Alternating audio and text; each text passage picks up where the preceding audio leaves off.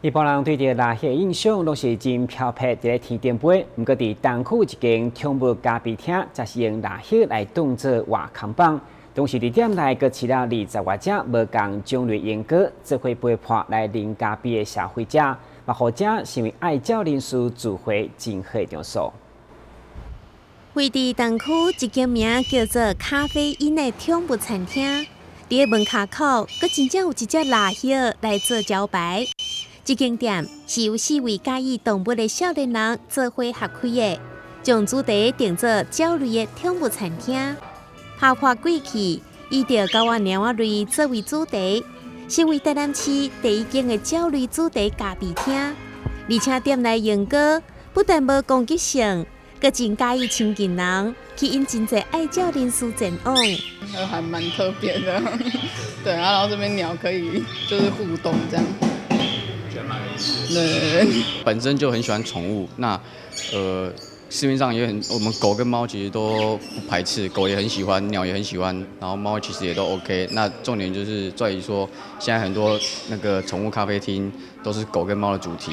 那我就想说来个不一样的，做个鸟，就是优惠一些鸟友，然后可能他来的时候有地方可以聚会，然后又有东西吃，然后又有鸟的陪伴。我们所有鸟其实都可以跟客人做一些互动。那有些鸟可能咬比较痛，可是我们就会先跟客人告知一下，然后就是说让他们保持距离，然后把一些可能比较亲人的，然后客人也喜欢的鸟种放在这边，然后让大家去做一些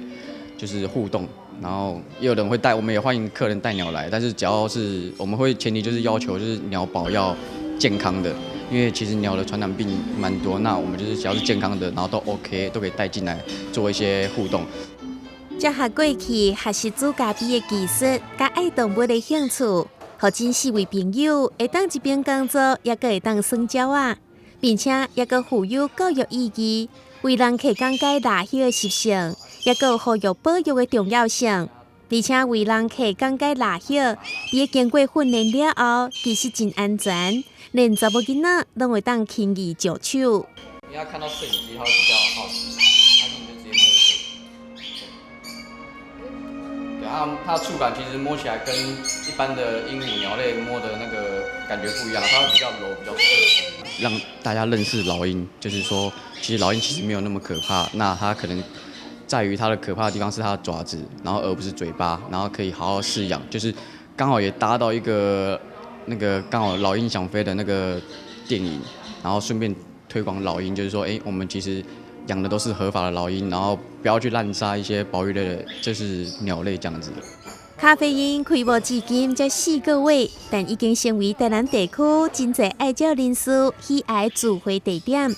店内嘛有提供餐点的服务，互来到店内消费者会当有一个倒鸟喝咖啡的好所在。电力新闻张伟忠彩虹报道。PP 宽屏120杯，每月只要888，让你一路畅快爽飙网。伴随送1000元购物金，还送超值 HD 餐，快拨打电话订购。双子星4128812，3冠网4128833。